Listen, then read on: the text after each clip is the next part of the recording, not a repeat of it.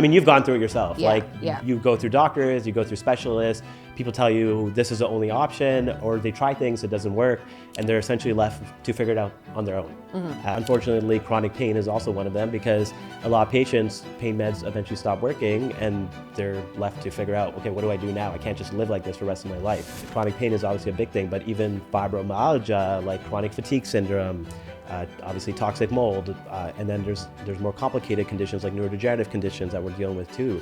Because let's be honest, like if you have a neurodegenerative condition, they're kind of just waiting for you to just get worse. A lot of people are not okay with that model anymore. They want to do something about it. So that's where regenerative medicine obviously comes in. And then longevity, instead of just kind of telling people, hey, you can exercise, you should do this as your VO2 max and so on, we're actually giving them tools to enhance their body. So can you tell me how exactly it works? Because gene therapy sounds a little bit scary. Yeah, exactly. So, Dr. Khan, welcome to my podcast. yeah, thanks for having me in person this time. I know, this is fun. Thanks for coming out here. Yeah, last time I was in Dubai, we did it virtually. Yeah, this is better. This is better. Much better. So I asked people from my audience if they had questions for you. So I have a bunch of those, and then I have some of mine in here too, just to keep things flowing.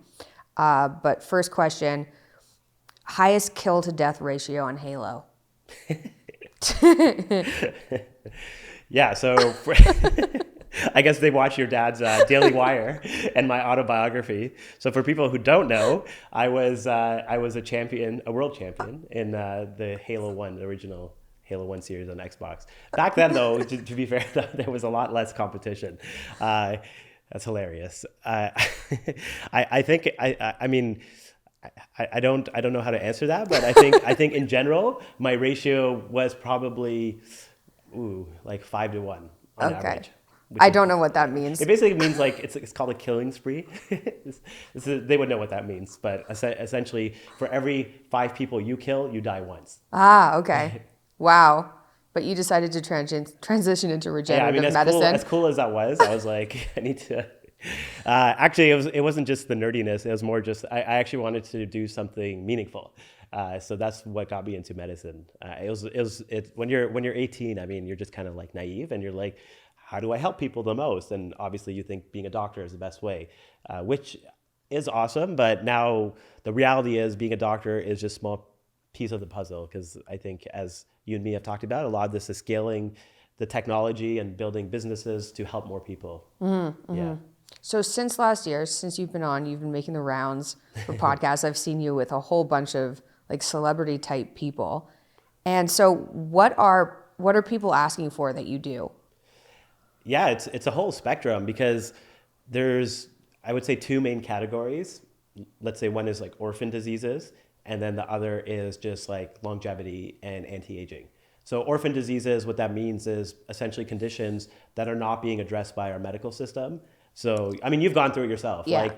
You go through doctors, you go through specialists, people tell you this is the only option, or they try things, it doesn't work, and they're essentially left to figure it out on their own. And that's orphan disease. There's so many of them. Unfortunately, chronic pain is also one of them, because a lot of patients, pain meds eventually stop working, and they're left to figure out, okay, what do I do now? I can't just live like this for the rest of my life.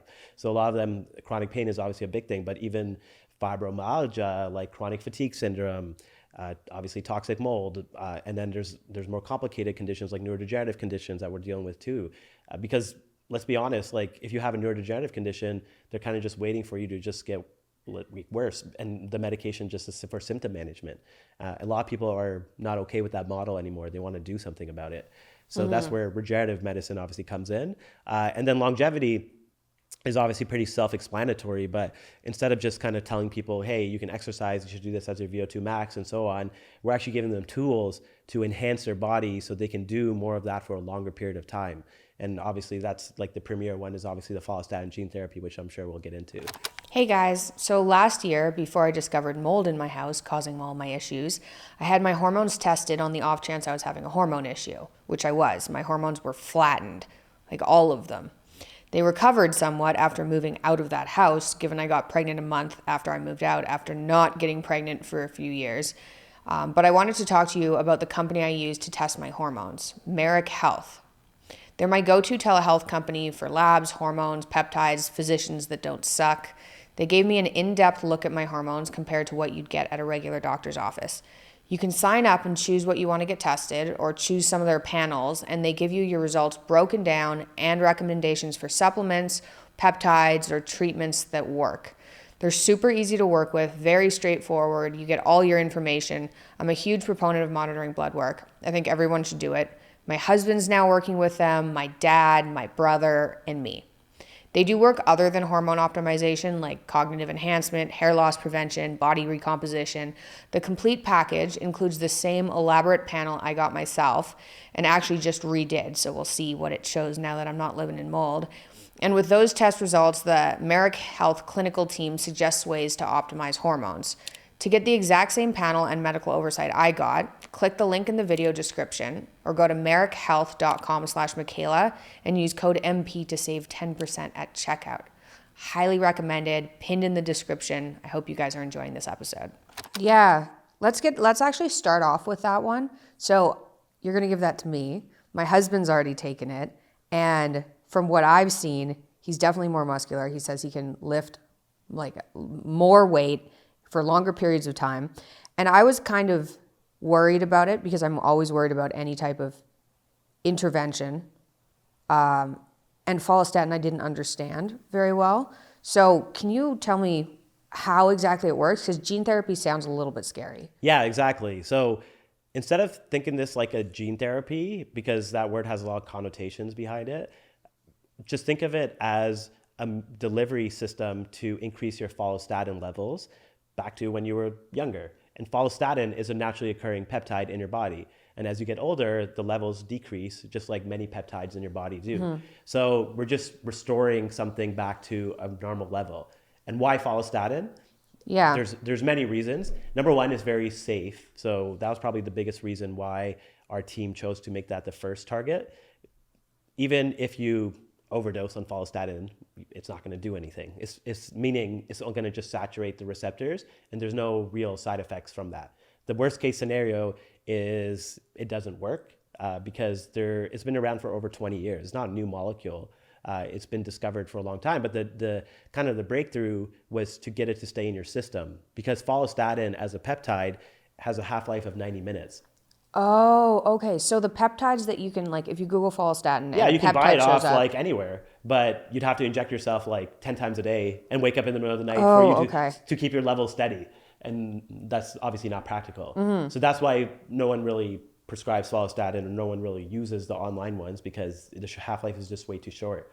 So this is just a delivery mechanism to keep your levels steady for 18 to 24 months with one injection. Wow. And the reason it's a gene therapy is because the way we're transmitting the follistatin into your body is using what's called a plasmid vector. So it's technically a foreign DNA, but none of your genome or your gene is actually being edited. So it's very different from like CRISPR. CRISPR is like the gene editing technology where you actually change people's genomes or you edit something to correct it. And that's obviously much more risky because you can have off-site targets and you're playing with people's genetics. And that's why it took CRISPR like 12 or 13 years to finally get one product on the market. And even then there are, some serious risks with it.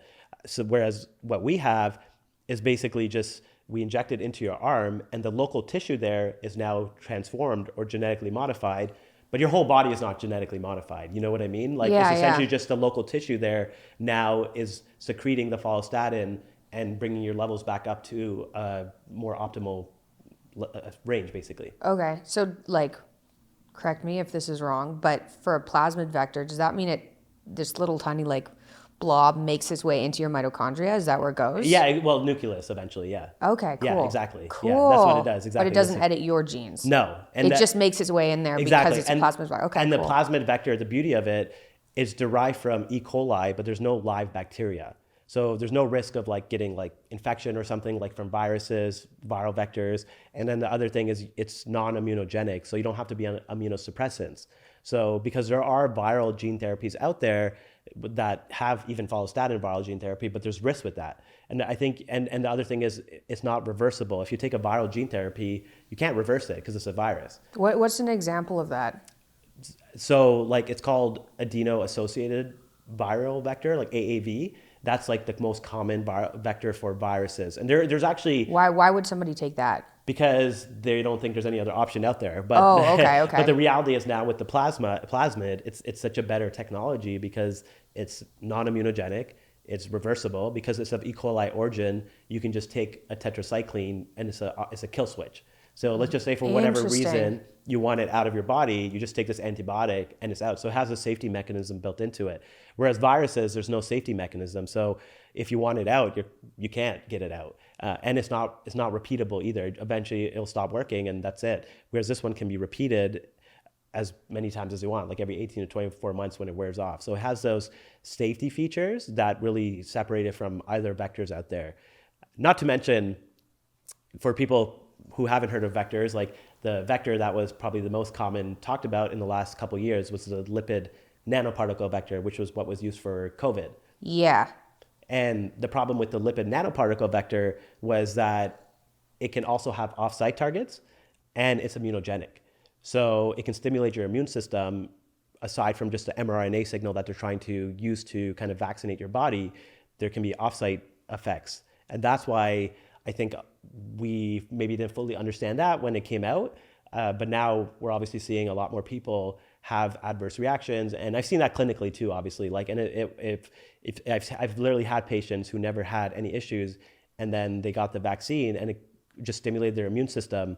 And now they have an autoimmune condition and they're dealing with chronic issues and we're able to treat them with what we do. But the fact is they need treatment. It's not like it's just going to go away on its own. Could they have used this plasmid vector for the COVID vaccine or? Yeah, I mean, and theoretically you could. And that's, but I don't think they want to. Yeah, well, yeah, fair enough. Yeah. Would that have potentially solved some of these like major side effects that people are experiencing? Because I think about why is the vaccine causing problems in people. I think it's because of the immunogenicity, because of that stimulating the immune system, and that your immune system is so important for regulating so many different things. That's why you get these weird kind of things. They're like, why are people getting these weird reactions to it when we don't see that with other vaccines? You know what I mean?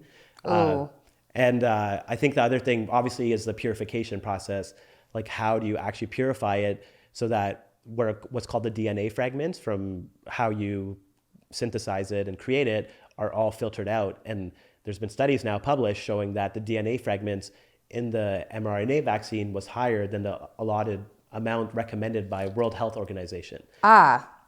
So the purification, you would think for something that's being given to billions of people would go through a better rigorous process to make sure there's no DNA fragments. So I think there's just probably things that weren't done optimally. I don't know, I don't think we'll ever know if this was on purpose or if this was by, just accident, but it is what it is. Well, they could have easily just been rushed through because it was rushed through.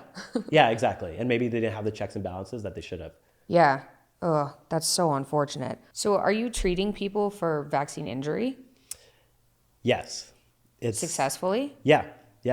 There's different protocols depending on what symptoms they have, but generally there's like very common patterns, which is essentially like immune dysfunction, which can present as chronic fatigue or sometimes even like full-blown like rheumatoid arthritis or autoimmune conditions develop afterwards. Man. I've seen that as well. And so it's almost like we have to reboot their immune system. And so that takes peptides, something called bioregulators, which help promote thymus gland function, and then the intravenous stem cells, because the intravenous stem cells, more than anything, what they do, because a lot of people think when they think stem cells, they're like, oh, you're regrowing or repairing tissue. Mm-hmm. But first generation stem cells are more for reprogramming your immune system. It's called immunomodulation. So basically taking your body from like a pro-inflammatory state to an anti-inflammatory state. So it's kind of shifting. And a lot of times after vaccine injuries, that's what's happening. It's like they're in this chronically inflamed state. So like cytokine storms? Exactly. Yeah. All the time? But it's like chronic low-grade inflammation. And where is that coming from? It's coming from obviously your immune system, which is based mainly in your gut. And then there's a thymus gland too. Those are like the two main components of how your immune system's regulated. So if we can restore function to those using peptides and bioregulators and stem cells, then we often get pretty great results. And then the We have the FMT, which we're producing our own now. So that's just in the process of being ready. That's cool. Yeah. That's cool. So are any of these, well, actually, let's start with this. What's a bioregulator? Like, what's an example of one of those? Yeah, so a bioregulator, I think most people have heard of peptides, but insulin's a peptide that was made like 100 years ago. It's a signal to your body to say, hey, lower blood sugar, and mobilize it outside of the blood into the cells. And so there's different peptides now that can help with energy, weight loss. Like obviously there's Ozempic, which became really popular. But bioregulators are a similar type of signal, except they're a signal to an organ. So instead of being for like a specific function, it's a specific organ. So what they do is they basically upregulate the function of an organ. So for example, there's bioregulators for the pancreas. There's bioregulators for muscle. There's bioregulators for your skin. There's bioregulators for your thymus gland. And what the bioregulator is doing, it's upregulating or promoting the function of that organ, because you may have some chronic low-grade dysfunction of that organ, meaning it's not doing its job as well as it should. And you can test that. So you can find out which organs aren't working well? Yeah, and you can test it, and then you can also obviously, based off clinical history and symptoms and examination, and you do your assessment and you say, okay, like your thymus gland is obviously an issue because you have this autoimmune condition, and based off the tests that we've done, and then you can kind of prescribe that as part of the protocol. Wow, okay. And is this an injection or an infusion? They're actually pills, so they're pretty simple to take. So bioregulators have been around in Russia for like 20, 30 years, I think. Yeah, the Russians. Yeah, so they've been around quite a while. It's just, again, unfortunately, because they're not really patentable, they have the same presence in the Western world. Oh, that's a nice way of putting it. Yeah, that was a very polite way of putting it. So are you able to offer any of these in the US, or is it just unfortunately, FDA is going backwards. You've heard about what they've did with peptides recently? Yeah. That's terrible. Yeah. So you can explain, actually, for anyone who doesn't know. Yeah, I mean, unfortunately, the FDA decided that the compounding pharmacies, which are legitimately making peptides with high standards, GMP like certified factories, and making these peptides are no longer allowed to. So because they're saying that they need to be regulated, of course. That's what, and then they're saying that they can be harmful. So they've essentially banned peptides from clinical use for doctors to prescribe them. All of them? Like, what about Ozempic, for example? Unless they're patented and by a drug company. So you can't prescribe tirzepatide, which is the generic version of Mounjaro, which is a second generation Ozempic. It's basically like Ozempic, except it also improves insulin sensitivity. So that one's like, let's say, the new kid on the block, so to speak. But the generic form of it is called tirzepatide, which you could get from almost any peptide manufacturing or compounding pharmacy, and it would probably be a tenth of the price. But because it's not a patented molecule that can be prescribed, like on scale, then they don't allow you to give it to patients like legally. So you have to prescribe Mounjaro, the brand name, and patients, if their insurance covers it, they'll cover it, but otherwise they have to pay for it. And the funny thing is that Mounjaro is basically the same molecule, except they add some component to it that's inert, doesn't add any value to it, but then it allows them to patent the molecule because it's different from the generic version. Yeah. That's crazy. So is it still illegal to buy these things online from these shifty places, or do you generally unfortunately, that's what happens, right? I think you're basically just getting more people who are going to just be like, okay, well, my doctor's not allowed to prescribe it anymore, so I guess I'll just order it online and see what happens. And that's problematic, obviously, for many reasons, because you don't know the quality. Most of the peptide manufacturers are manufacturing in China, and then they just say made in US, and like with the online ones. So you have to be careful where you go. Oh, that's very unfortunate. Okay, let's go to another question. If you guys are into biohacking, which you probably are if you're watching this episode, yet you still consume the occasional beverage, consider checking out my hangover supplement After Party, available at fullerhealth.com, code MP15 for 15% off, 30-day money-back guarantee. It reduces the impact of alcohol on your brain and body by helping you detox faster by breaking down acetaldehyde, the toxic byproduct of alcohol that poisons you. I don't know why anyone wouldn't use it if they drink sometimes. fullerhealth.com, linked in the description. I hope you're enjoying this episode. Actually, let's cover this. I don't think this was a question. This is my question. You were talking before we got started about vagus nerve treatments. So I have this like step uncle who's always talking about like random things that, and I'm not sure if they exist or not. And he was always talking about like, oh, vagal nerve and how important this is. And I was like, okay, whatever. But like, what is this vagus nerve? What is it? And then what are treatments and why are they necessary for some people? Your step uncle had good intuition because the vagus nerve is kind of like the gateway into your nervous system. So what that means is it is the biggest nerve in your body. And where is it? It's around, kind of like around here. It's where we inject, but it runs through your whole diaphragm and innervates that as well. And it communicates with your spleen. It communicates with even your brain. So the biggest thing for people to understand is it's basically your autonomic nervous system, which is kind of, it's normally in charge of, obviously there's a motor component, which is like, from the spinal cord and everything, but your nervous system can also be what's called sympathetic overdrive. Like where essentially you're in this fight or flight mode. And a lot of people with PTSD or trauma, they're in this hyper aroused state, even when they don't want to be. Mm-hmm. And people with anxiety, people with irritability, and honestly, a lot of people just because of stress and because of the modern society.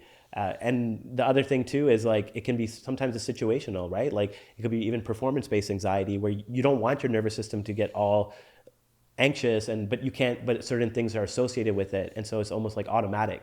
And so you can't control that. So it becomes really, obviously people do like meditation, there's vagal nerve, to your question, like there's vagal nerve stimulators, which go on the outside to try to stimulate the vagus nerve. Why?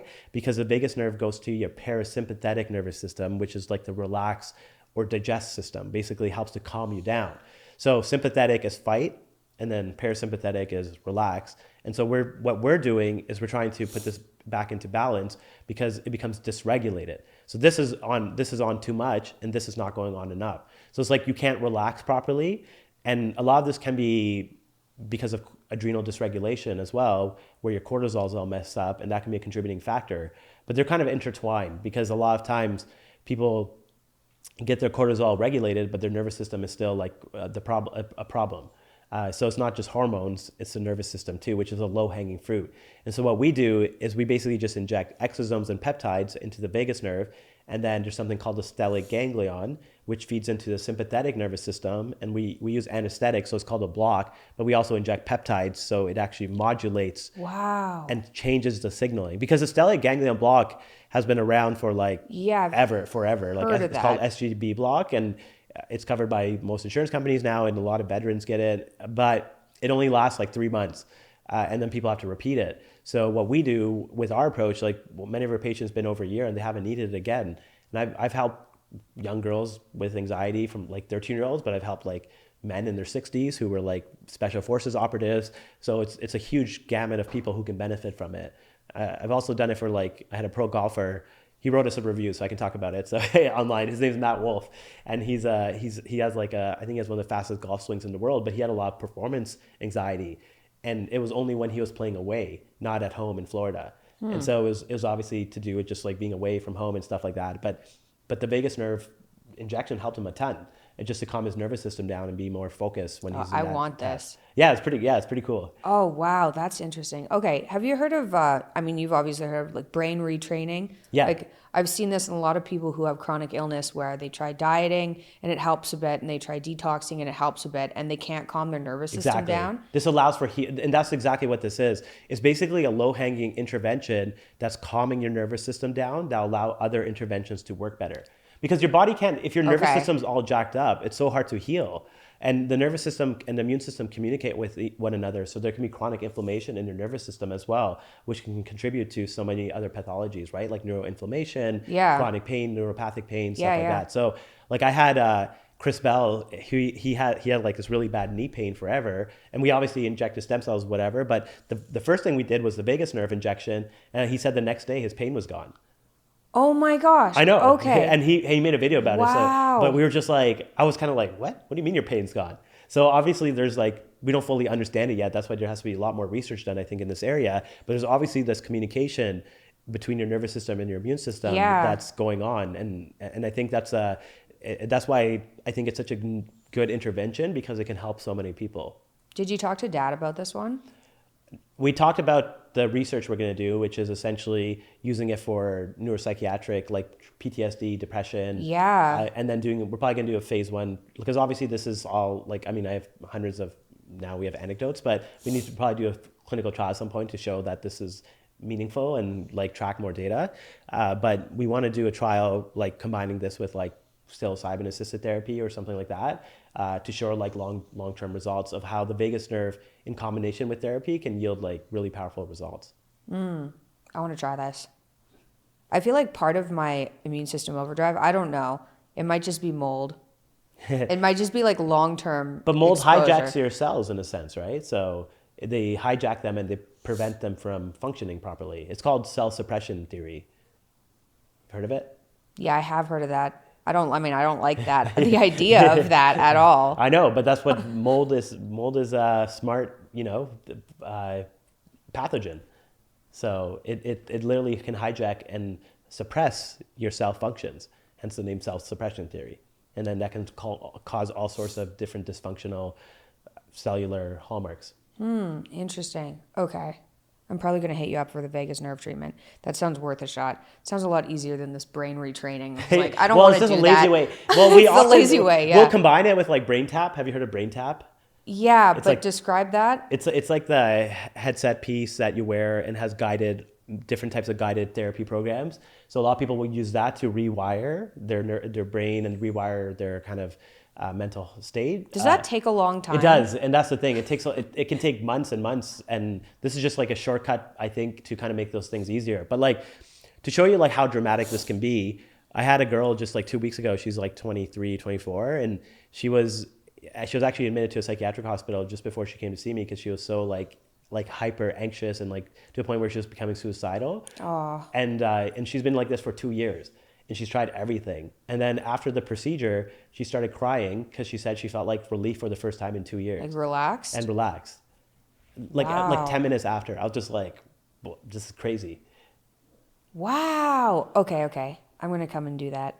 Yeah, I've done it on myself, so I can tell you. I'm not an you anxious feel person, it? but yeah, for me, it's more for just like, I have so much stress in my life and just making me more calm and relax. And Is there a downside though? What happens if you do this on someone who's already chill? yeah, I mean, I'm pretty chill. It's like, it's just, you become lethargic. No, no, that's the thing. It's modulating, right? And that's how peptides and exosomes work in general. Okay. They modulate. They're not going to do anything if there's nothing needed to be done.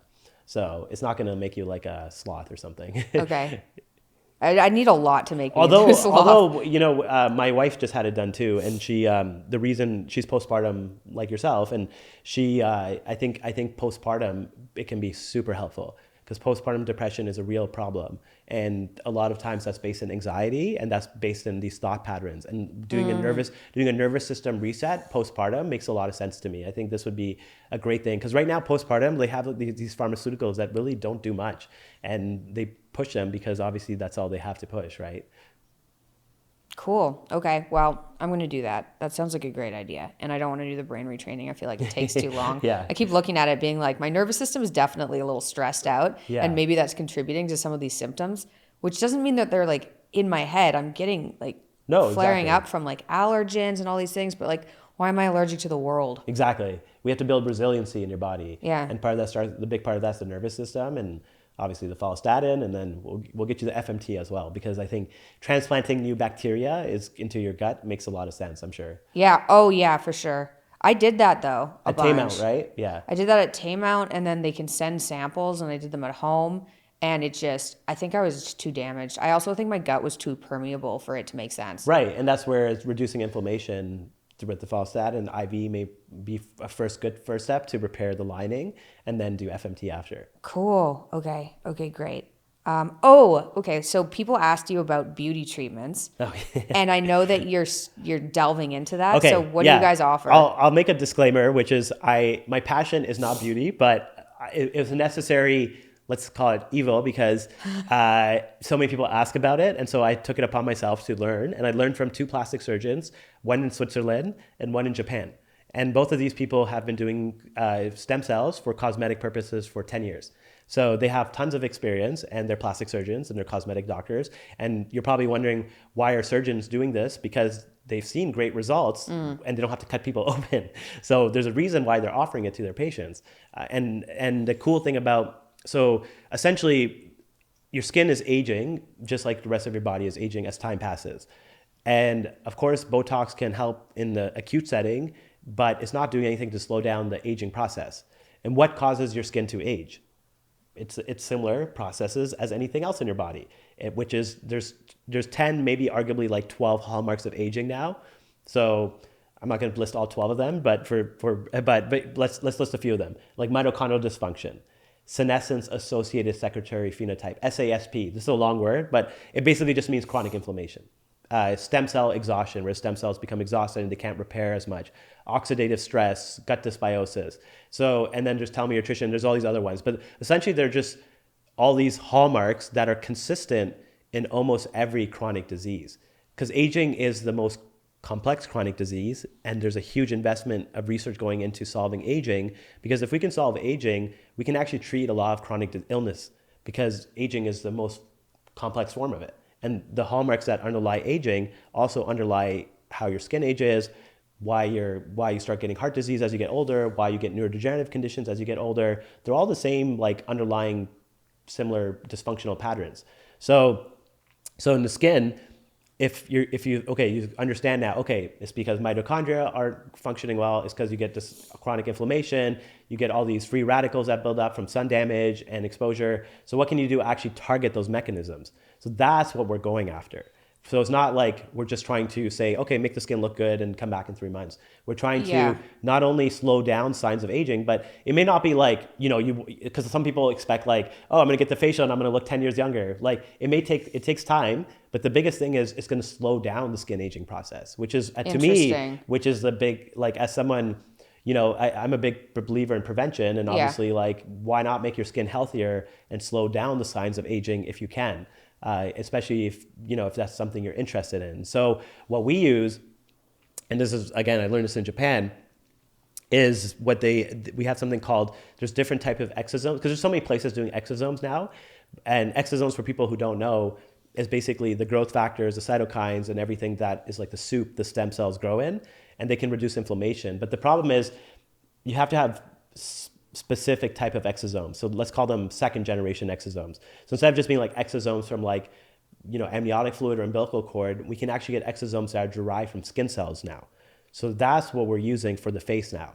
Oh, cool. And does that make a difference? Yeah, because it stimulates more fibroblasts and more collagen production. Oh, cool. So we just started that this year now, and it's important to understand that basically what they're doing is they take a skin biopsy, and then they use cellular reprogramming. So it's called Yamanaka factors. And then they turn them back into a baby stem cell. And then you can take those exosomes and you can inject those onto the face. Why not just take the stem cells and inject them as opposed to the exosomes? You can use both. So we use both. Oh, yeah, okay, cool. But the stem cells are more powerful.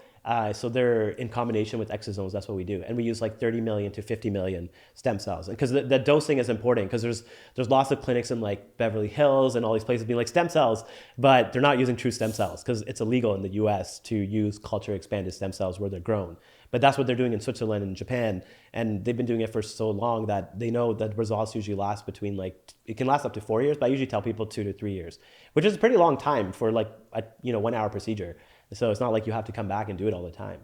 Wow. And so is that just like microneedling with like topical anesthetic or something? No, you actually do diabetic syringes where you actually go into deep, especially for people who have more wrinkles and lines, or where they want to use the skin, because the skin exosomes tighten the skin because they stimulate fibroblasts and collagen production. So you can inject that directly into areas where it's more loose to tighten it. Wow. And then we combine that with the Japanese facial cream and facial serum that they developed. This is a really cool product because it's called PLGA capsules, and it's the only technology I've seen that actually penetrates into the dermis and stays in the skin for up to 48 hours.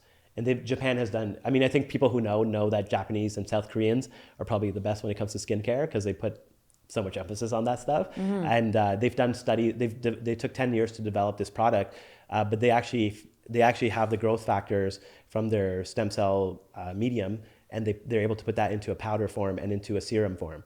And it actually preserves, because there's all these like stem cell creams out there, but they're all BS. This is the only one I've seen that actually is from Japan and it actually does what it says it does. Yeah. Okay.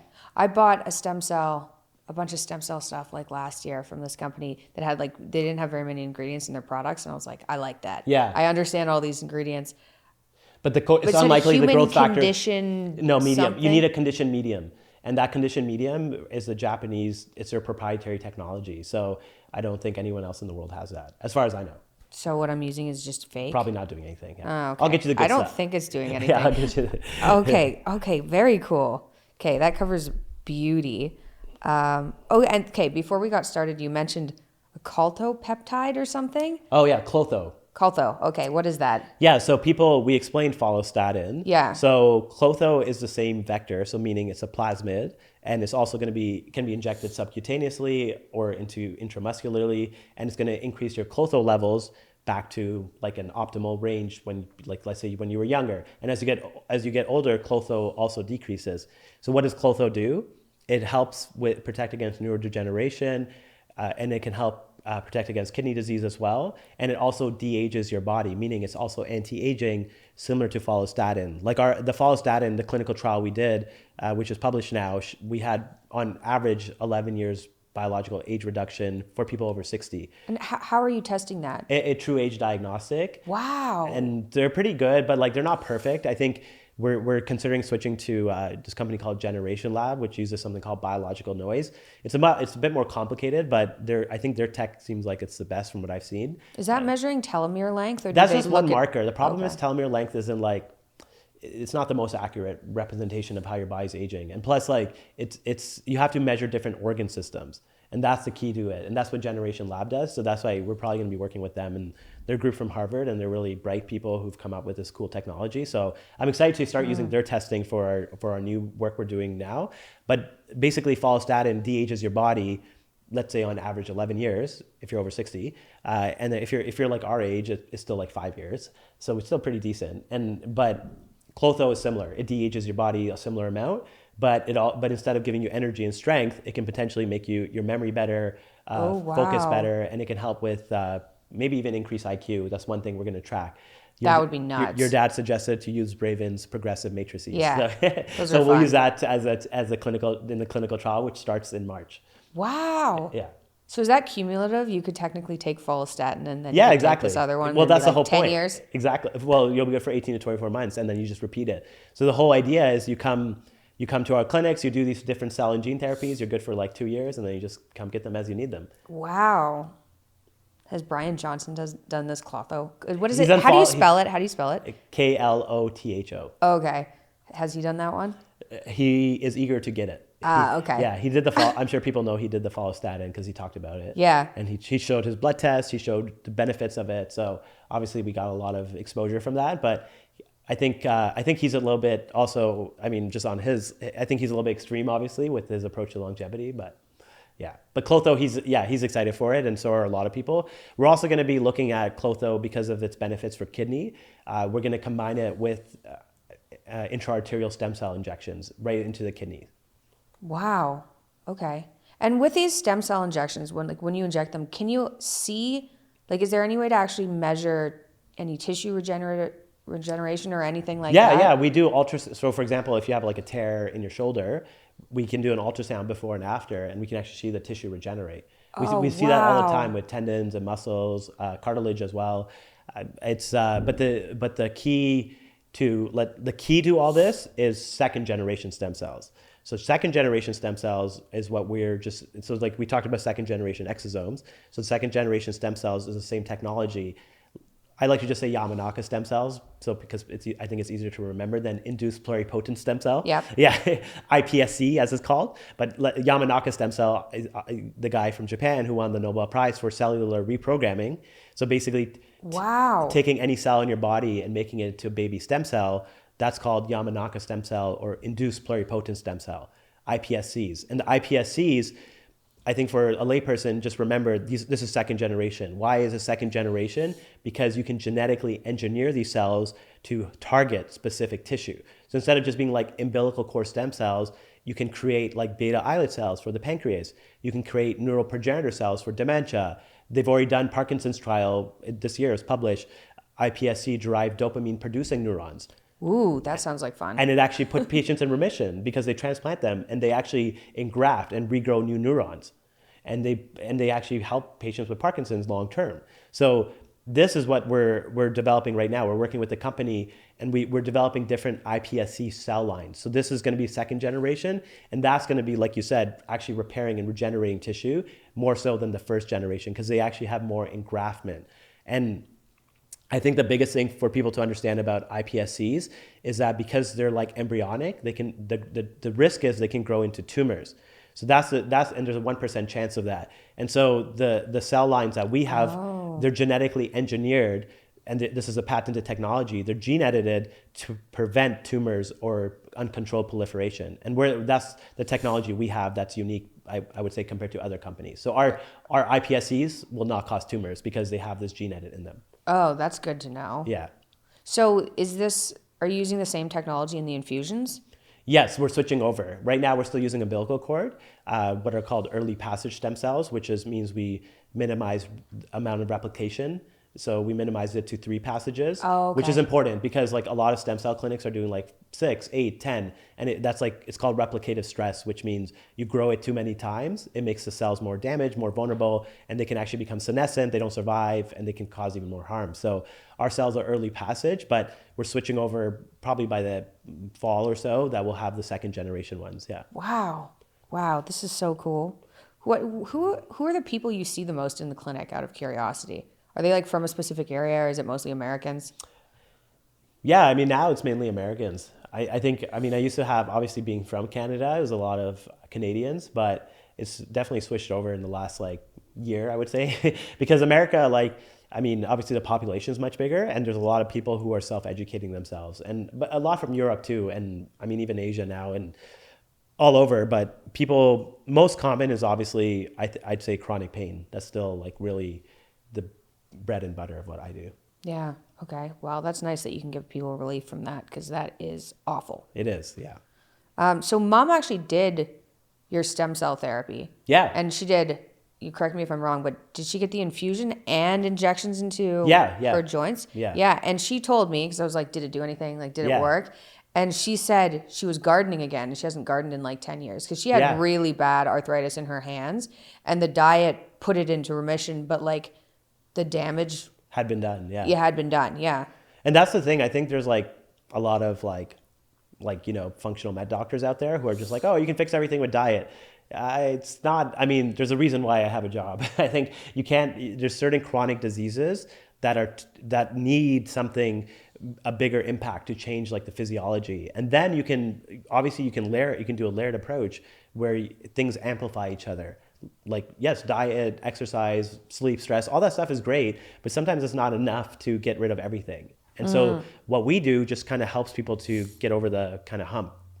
Yeah, that's cool. I know I got hit with like reality last year when I was like badly exposed to, it wasn't even that, it was kind of bad, but badly exposed to mold where I was like, I don't really have toxic products. I'm careful about everything I bring into the home. My diet is like one thing and it's worked for so long. And then I got sick from mold and I was like, oh no, there's this other massive factor that I hadn't been completely ignoring because I had air purifiers and things, but I didn't realize how much that could impact my health when I had all these other things in check. Yeah, exactly. And now I think for you've optimized all that stuff as much as you can. So it's like, what do you do now? And that's where we come in. And that's why we're going to do the follistatin for you and a few other things. Oh, okay. And I'll keep everybody posted about that. Okay, let's see. Let's pick another question from people. People were interested, and like, let me know how much you can talk about this, but people were interested in different types of cancer treatments. And I know you went to Japan and they're doing some interesting things there. Yeah. If I'm not wrong. Yeah, that's right. In Japan, what I learned was immunotherapy. So basically in traditional oncology, it's starting to shift now, but it's still very much chemotherapy, radiation, surgery. They're starting to add something called checkpoint inhibitors, which are essentially a way for your body to kind of stop us. So what happens is cancer becomes immunoevasive, meaning your immune system can't recognize it and target it. And so checkpoint inhibitors can help to target the cancer. So checkpoint inhibitors are a form of immunotherapy that are starting to be used in the US. And then there's other form of immunotherapy. Instead of helping your immune system to recognize the cancer, it actually boosts your body's own power to fight the cancer. So essentially, immunotherapy is a very broad term for helping your immune system to deal with cancer. So that's like the general definition. So checkpoint inhibitors is one way to do it. And then the other way is actual cell therapy. And there's genetically engineered cells, for example, like CAR T, chimeric antigen receptor, which is added onto T cells. So you take the T cells out of your body. T cells are like snipers. They're like, they go around, they kill things. They're cytotoxic T cells. So their job is to kill cancer and other foreign invaders. But sometimes they become exhausted, meaning T cell exhaustion, they can't work, or cancer is so smart, it puts on these shields and your immune system can't recognize it. So what you can do is you can genetically modify them with this chimeric antigen receptor, take them out of your body, and then infuse them back in, and that can help to kill certain type of cancers, for leukemia and lymphoma, especially blood cancers. Oh, wow. That sounds a lot less invasive than chemo. So in theory, you could do these other modes that are available in Japan, and you guys are doing them? Yeah, we manufacture natural killer cells, which are part of your innate immune system. And so natural killer, as the word suggests, they're natural killers. Their job is to kill foreign pathogens, cancer. But again, your immune system becomes kind of hijacked when you have cancer and it can't do what it needs to. So this can give it a boost to help do what it needs to. And same thing with dendritic cells. So dendritic cells are what are called antigen presenting cells. So they are kind of think of the natural killer cells as the soldiers, and then the dendritic cells as the general who's orchestrating, telling the soldiers where to go. So that's kind of like the general gist of how. So we're putting the infrastructure together for your body to deal with the cancer. But the problem is, we don't know, there still needs to be more research to figure out who are the best candidates for immunotherapy. There are some blood tests now and genome sequencing, and there's a lot more individualization you can do for cancer, which unfortunately is not being done. Just to give you context, and this is from Dr. Tom Insledin, who I have to give credit to. He treats cancer here in Scottsdale, and he does whole genome sequencing, and he says the standard of care, even at the best cancer centers like MD Anderson, are 900 times less than what he's doing in terms of like how much genome sequencing you should be doing to figure out what's the best type of therapy for this cancer. So that's a crazy. That's not ideal. No, exactly. That's a crazy amount, and that's the number he used. And I'm just like, wow, that is. But because there's no individualization, it's almost kind of like it's just a mass approach for everyone. But it has to be like personalized treatment for you based off what type of cancer, because there's just so many different subtypes, and depending on the genome sequencing of the tumor and the microenvironment, there's going to be different cancer therapies that are going to be more effective. As a very generic treatment protocol, dendritic cells and natural killer cells aren't going to be harmful, and they can only help for almost any type of cancer because they're basically just making your immune system stronger. And I've Dr. Midori, who's a Japanese doctor, her dad is an oncologist, and he's been doing this for over, I think, 15 years now in Japan. And so the government's totally aware of this, and yeah. This is just protocol in Japan. Japan. Yeah, exactly, yeah. And so they've treated patients with like advanced cancer, like stage 4, who are still alive 10 years later today. And obviously it's one of those things like, once you see it, you believe it. And there's obviously Japanese literature published on it. It's harder to find in our literature because it's just not that common. But we now have dendritic cells as well. So we have those in Mexico. So we're offering dendritic cells and natural killer cells for people just as a complementary potential treatment. I'm not saying don't do chemo. I'm just saying why not try to do, at least at the very least, do both, because it can only help chemo as well. And there's been studies on that too. Okay. So for the average person, because I'm sure there's going to be somebody listening who isn't like loaded and can't afford to do some of these treatments, is this like, say they were in Japan, is this something that's just standard, or is it also super expensive? No, it's also there? expensive. Oh, okay. I would say if you don't have the means to do these cell therapies, and they are very expensive still because they're relatively new technology, then doing a minimally, invasive approach where you're trying to get your own immune system to fight the cancer. So what does that mean? So back to Dr. Tom, what he does, he uses exercise with oxygen, and he uses micronutrients, and he looks at all these different toxins in your body that can be the reason why your body can't heal and fight the cancer. So he's just using exercise with oxygen therapy and nutritional and mineral protocols, and he's having a high success rate. He told me he's only had one patient in the last 6 months who hasn't survived, and he gets stage 4 cases and all sorts of cases. So That's crazy. I know when mom had cancer and we were looking at everything, and she was already on she was on a ketogenic diet. We were looking into micronutrient therapy, which I didn't understand in the least. It was like, I don't understand how that works. But anyway, putting that aside, do people assume that the reason people get cancer now, because you do see somewhat healthy people and suddenly that they have cancer, is that from biotoxin overload? Yeah. Or toxin overload? That's the leading theory, and Mark Lintron, who you will bring on your show, can go more detailed into it. But his theory, for people who are curious, is called cell suppression theory. And he has a book published now. And essentially what happens is these intracellular pathogens, which are mainly fungal spores that we're all exposed to. Oh my gosh. See, I keep spouting off about mold and people are like, oh, is it mold the cause behind, is that the cause behind everything? I was like, maybe, I'm not sure.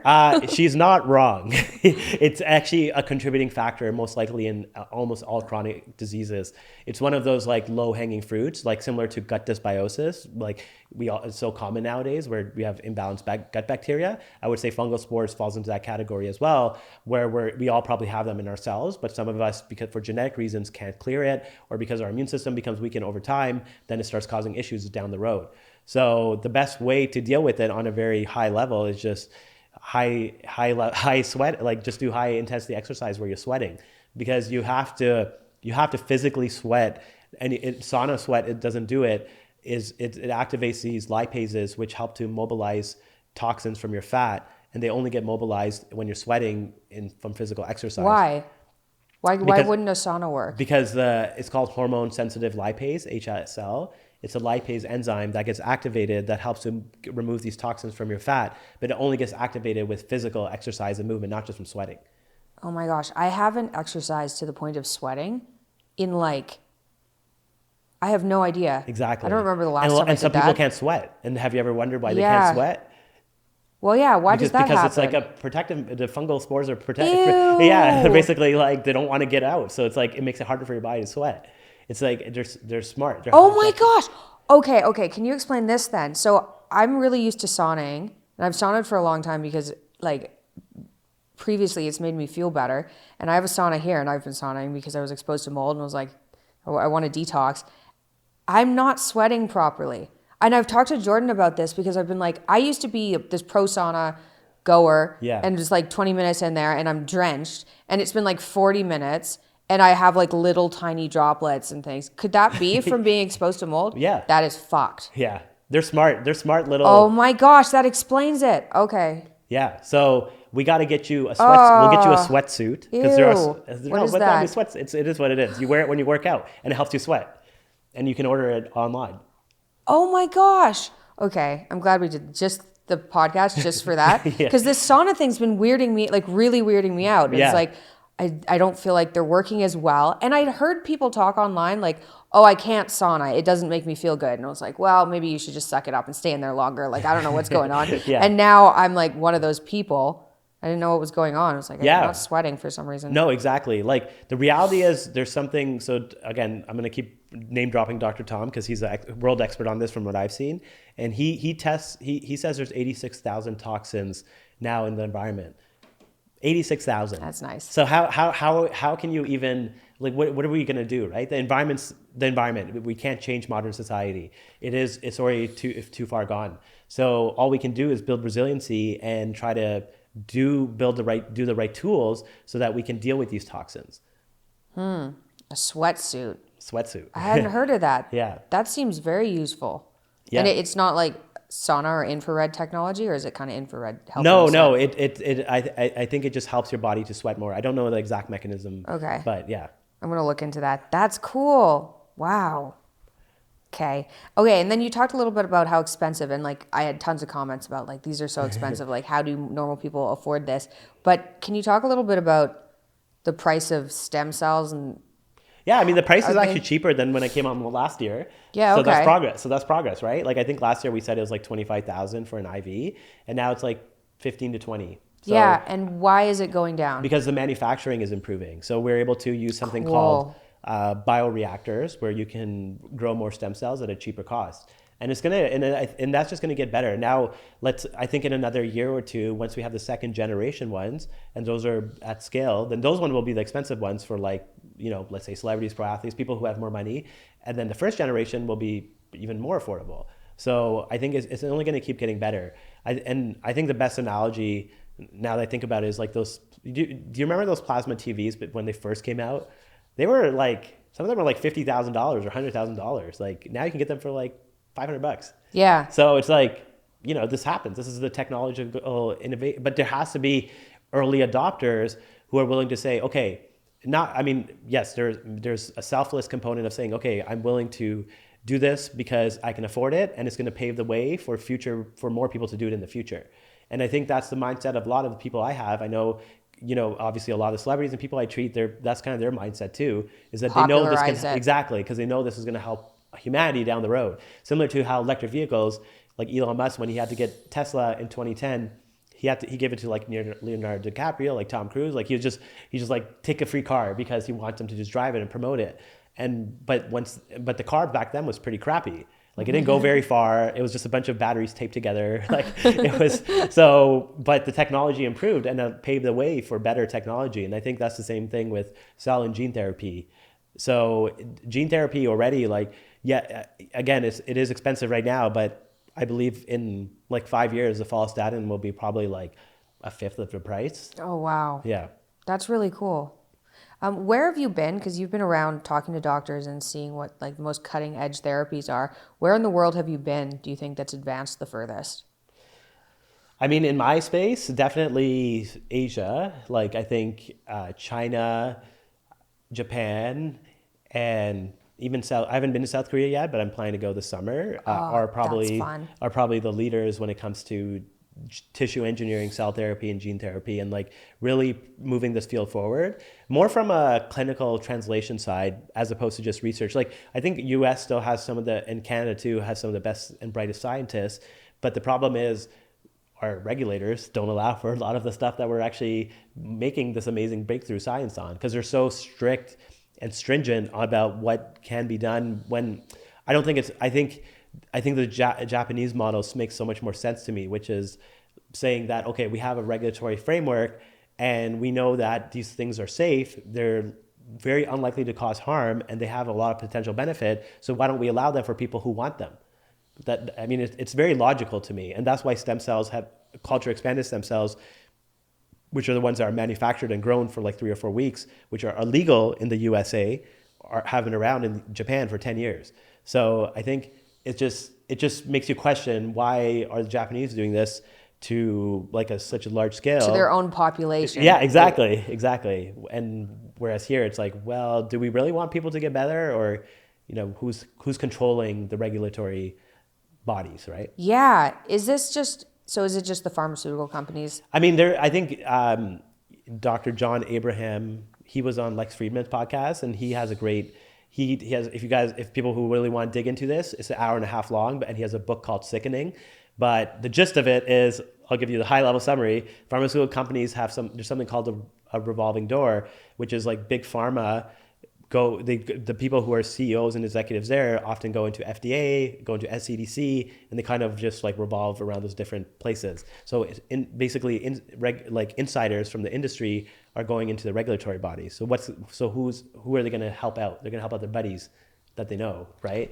So that's just unfortunately the way it is. That's the biggest problem, but there's many other problems in terms of like how these things get approved, how pharmaceutical companies are good at getting approvals because they know how to work the system. Because some of the drugs don't even do much. Like there's so many examples, but even like there's one called Trulicity, which is like this diabetic drug, and there's something called number needed to treat, which is like how many people actually need to take this to have a real meaningful benefit on their health.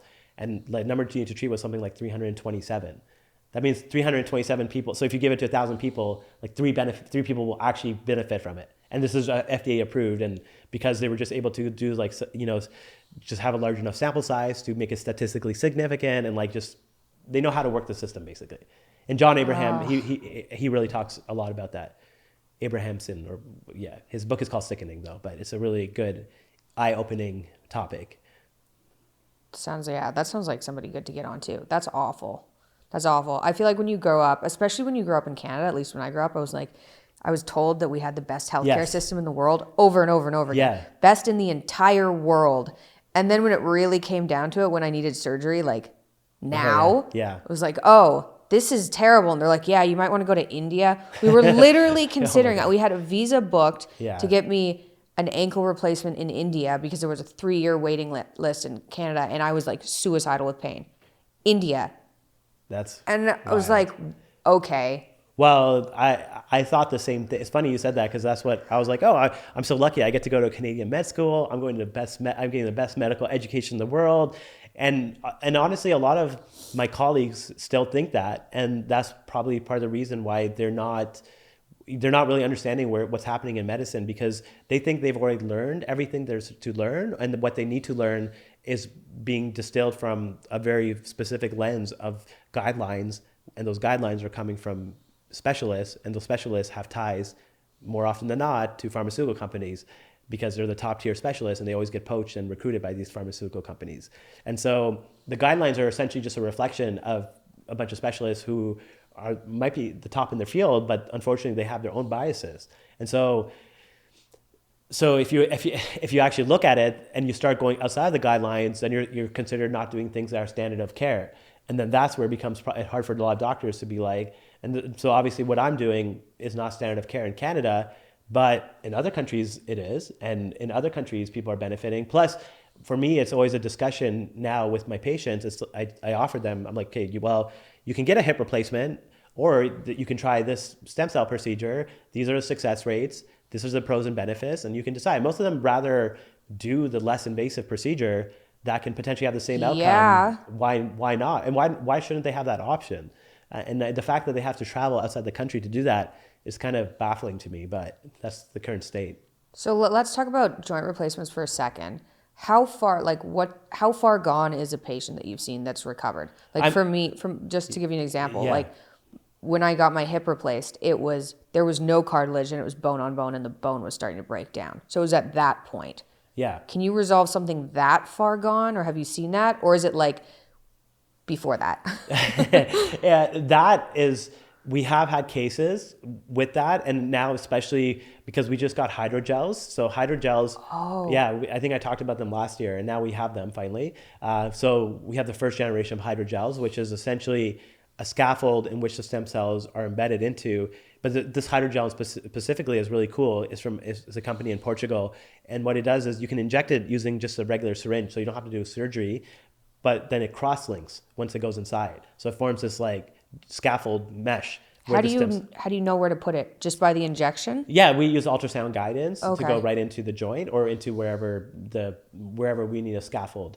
And so what that allows the stem cells to embed better, which allows for more engraftment and regeneration. And it really depends on what is causing the pain, because if it's purely mechanical because there's like no joint space and it's like hitting bone on bone, then obviously stem cells aren't going to help that. But if it's more, so I was fucked anyway. Probably. You probably. Okay, well that's good because it's replaced. So that's what I kind of want to hear. Although now what we're working on is the tissue engineering with 3D bioprinters. Yeah, that's exciting. So we have an orthopedic surgeon on our team, and we're talking with a company called Tissue Labs in Switzerland. And basically, what we want to do with them is we want to explore if we can actually 3D bioprint an entire resurfacing essentially of the joint. So then in your case where you had no cartilage, you would resurface it using this 3D bioprinted scaffold arthroscopically, and then it would, with stem cells, it would regenerate new tissue. Oh my gosh, that would be so good. So that's not far away. That's already been done in animals, and there's a group in University of Washington doing that too. And so I don't think that's definitely less than 5 years, but I'm hoping by next year we'll be offering it in clinical trials. Wow. Oh, that's really exciting. When I had my ankle replaced and they put the replacement in slightly crooked, and I didn't know that for about 10 years. So I was in chronic pain, and I was going to surgeons to try and find somebody to replace my ankle. Cause I was like, at this point, I don't even want a foot anymore. Yeah. It was like, it hurt so much. I was like, I would probably be better off if it was just not there. And I went to this surgeon who was taking cadaver joints. So eventually he'd find someone who's like a suitable size to you. And I went to talk to him and I was like, can you do that to me and like give me back my ankle? And he didn't even, it was so sad. He didn't even charge me for the appointment. He was like, no, it just doesn't work. Like they'd been trying to do it and they just weren't working. And he was like, just fly home. I'm sorry. Yeah, well, this is what's called synthetic biology, which is where we can manufacture cells and tissue to the degree that we want. That's the era we're heading. We're in the beginning of synthetic biology, but in 20 years from now, we're going to look back and be like, wow, that was really barbaric what we were doing back then.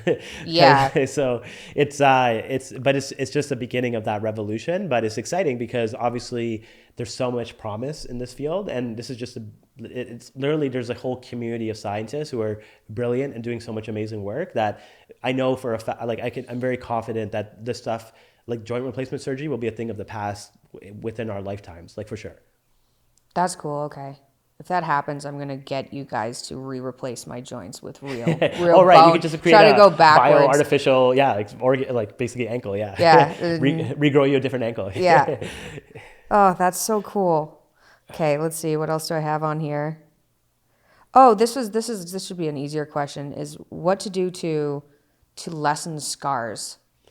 So yeah, first understand if it's like a keloid or hypertrophic scar or even from burns, we've had great results using the culture expanded stem cells. And this is where dosing becomes important, because if you're just using non-expanded ones, like the ones that are available in the US, the dose is maybe 500,000 to like 1 million stem cells, which just isn't high enough to change the tissue architecture, meaning you have to remodel to treat scarring. Basically, you're remodeling the tissue. And that remodeling, there has to be signals that are strong enough that send those signals. And that's where we use like culture expanded stem cells, like again, like a 30 million dose or something. And we would put it into the scar directly, and it can actually remodel it, and it can flatten it out and make it much, much lighter. It doesn't just turn into scar tissue? No. Now you have a super scar. No, yeah, exactly. No, stem cells are actually, exactly. And that's the cool thing about stem cells are kind of more like chameleons. They kind of, wherever you inject them, they kind of camouflage or turn into like the local tissue around them.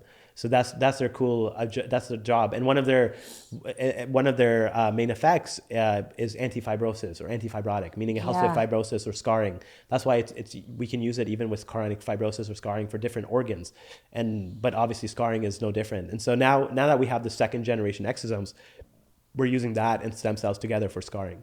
Okay. Do you think that works better than like lasers like CO2? Yeah, no, because I've had many patients who tried that. We're usually the last resort because our stuff is obviously more expensive. So most of my we've treated many scars, and a lot of them are people who've already tried all that stuff. Yeah. Okay. Yeah. So they're usually tried all the traditional things, and they're kind of like, well, what else is out there? And that's how they end up with us. Okay. What's your favorite treatment that you do? Honestly, I think it's becoming the vagus nerve, because Really? Of how satisfying it is to see how much it changes people's lives and how quickly. I guess I like the immediate gratification, whereas with stem cells, like often it can take months to see the results. And you're slowly, it's kind of like watching paint dry. You're like, you want to see how people are doing, but just it often takes time. Chronic pain might be quicker, but for other conditions, it does take like 4 to 6 months. So with vagus nerve, like I was saying, that like girl, like I've had like those special forces army guys, like they literally like within 10 minutes, they're like crying because their life just changed, and they're going back from being suicidal to not being suicidal and living a normal life, like with the 10-minute procedure. Like I just find that so like, it's amazing to watch, and it's kind of sad in a sense that like it's not accessible. Like it's like very few people know about it, and that this is even an option for them, because there's so many people with mental health conditions that are rooted in unresolved emotional trauma. And that unresolved emotional trauma stays in your nervous system. And that's why the vagus nerve injection is so powerful, because it's resetting and rebooting your nervous system. And if you can do the work, the deep root cause work of working with someone, going to your childhood and really exploring that, whether that's with psychedelics or without, I think that's where a lot of the best benefits are for therapy. But we're doing it just in an interventional form. Yeah, that's so interesting. So for people who can't do the interventional form, that's where psychedelics, or just, I guess that's where like writing out your past and just trying to work through the trauma. Russell Kennedy, who you should bring on your show too, he wrote a book called Anxiety RX, And it's probably the best book I've seen on anxiety, but it's all about how to work, like you said, writing it down, but working through and having a stepwise approach to how to get to the root of unresolved emotional trauma or childhood trauma that you didn't even think was trauma, but is actually what is causing you from having this anxiety or having this depression. And that's what Russell Candy talks about. And his success rates are way higher than like CBT and like, you know, cognitive behavioral therapy and standard of care therapy. Because CBT results are not that great. And it takes like 12, 24 weeks. And a lot of times people don't get benefit from it. So I think we're really starting to understand, and probably Gabor Mate and, you know, a lot of the people who did the initial work on adverse childhood events and that type of stuff really set the foundation for us to understand that, hey, these adverse childhood events are actually probably one of the main drivers for chronic neuropsychiatric disorders. And those adverse childhood events too, they don't have to look like trauma, right? Exactly. To everybody around them. Yeah. It could just be something that Well, screwed exactly. up your... Like Dr. Kennedy Russell was telling me that, like, he's had cases where, because he helps a lot of people with these different disorders, where people had chronic anxiety and it was related to them getting left at home when their parents took the other child to a vacation. And then like just something simple Just as like that. that. Just like, but the child remembers being alone with their grandparents and being forgotten about, and, you know, like things like that, which you would never think would be a trauma, but maybe gosh. it is for nervous, you know what I mean? So anxiety provoking as a parent. Like, what do I do? I know that's Can't that, spoil exactly, them, but exactly as a parent too now, it's like that was the same reaction I had. So I'm like Russ, how do I prevent my kids from like not having any trauma when they're older?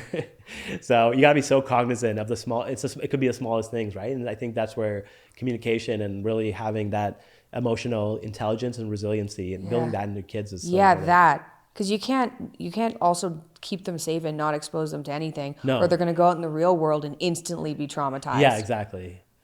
Oh man, how old is your kid now? Are you enjoying being a dad? Well, I have a 5-month-old boy, but I have also 2 girls, who are 4 and 3 now. So yeah, it's fun. I mean, I think my favorite part about it is watching them change and develop. But I think one of the things I've read a few books, because I think the interesting thing is in society, it's like, why don't we ever get educated on how to become a good parent, or how to become educated so that we can actually do a good job? Because if you do a good job with parenting, that's going to make such a big difference for society, for like everything, right? Like, and I found the 2 biggest things I've read about, which I'd be curious to hear your thoughts, are instilling self-efficacy and creativity in children, because those are 2 of the most important skill sets that foster like a successful, resilient child. Like that they believe in themselves. If they work hard at something, they can succeed. And then obviously creativity is pretty self-explanatory, and school tends to kill creativity in the modern form it is in. I had this experience with Scarlett. So I've got a 6-year-old, and I've always been like, she's going to love like reading, because I used to love reading. Although I'm thinking now that maybe part of the reason I liked it so much is because I wasn't running around as much as a normal kid because of the arthritis, and was like, immersing myself in books sounds good. I don't know. I might have liked books anyway. But she's interested in drawing. And I was like, that's cool. But I was like, you should be interested in reading. And I just gave up recently because I looked at one of the paintings she did compared to other kids her age, and I was like, oh, she's actually really good at painting. Like, maybe I should be like, you draw your heart out. Who cares about reading? You can learn that thoroughly later. It's not like you're going to be illiterate when you grow up. And school does kind of kill that. Oh, yeah. I mean, I think if you don't fit into their box, which is, I mean, I think school was designed, I'm pretty sure it was, for factory workers, basically, which is like meaning that it's replicable. It's meant for just getting people out into the workforce and doing regular jobs. But regular jobs in the next 10 years, especially because of machine learning and AI, are going to be, most of them are going to be replaced. So a lot of it becomes knowledge work and creativity work. And that's something that the education system is really not preparing people for. So that's why I'm a huge believer in travel. And like, I travel all over, but taking my kids with me, I think is so good for their brain and so good for their development, because then they see different perspectives and you see things differently. Yeah. So do they go over to Dubai over there when you work over there? Yeah. And I'm going to take them to Japan this summer. So. Oh, wow. Yeah. I'm going to be working in Japan for 2 months or so. And I'm excited because not only learning more about stem cells, but the gene therapy stuff too, because I mean, it's the birthplace of the Yamanaka stem cells, which is the gene edited stem cells. So there's obviously a lot of amazing scientists over there. And do you just have connections with people who are like willing to show you around, like teach you what they're doing, or how do you get in there and learn? I'm good at networking. That's a lot of it is, a lot of it, it's a community. It's like a community, right, of regenerative medicine people, like I would say, and scientists and people who are actually trying to do good work, meaning just trying to like improve the science, like using, and like it's kind of cheesy, but at the end of the day, most of the scientists, we all just want to help people, and like every scientist's dream is for their work to make an impact on people's lives. Like, and so a lot of them, and they see a lot of them, like, I found a lot of them like me because they see that I'm really trying to go out there and trying to put this into people and trying to really move the field forward as much as I can. And unfortunately, I have to go outside of US and Canada, but that's the nature of it for now. And I think I'm hoping the more I learn in Japan and the more I can kind of hopefully show the government maybe back home that, hey, you know, this is a very successful model over here, and it actually saves us money because you prevent disease, or it's less costly than surgery. There's all these actual economic benefits too, which get overlooked all the time. Mm-hmm. You think if someone just had a conversation with the right person in the government, you'd be like, hey, look, Japan's doing it and they're ahead. Don't you also want to be ahead? Yeah, exactly. Like, what are we doing? Yeah, exactly. Even just like, forget about helping people. Like, there's a competition here and you're losing. Yeah, like, no. Even just that aspect. Yeah, it depends on which bureaucrat you're talking to. Yeah, definitely. Okay, well, I think that's good. Thank you very much for coming on. That was really interesting. And I think maybe I'll have you on again, and then we can talk about what happens with the follistatin and whatever else you learn, because you've learned a ton. I mean, this was a new conversation from last year. Yeah. So we should do this again. Yeah, no, for sure. And hopefully you can come down to Cabo and we can do some of the other stuff too for you. Oh my gosh, definitely. I definitely want to do the Vegas thing. That sounds great. Yeah. Rather than work through all my trauma, like that's going to take so many shrooms. Yeah, no, it just makes it, well, this makes it so much easier. Yeah. All right. Till then. Okay, thank you. All right.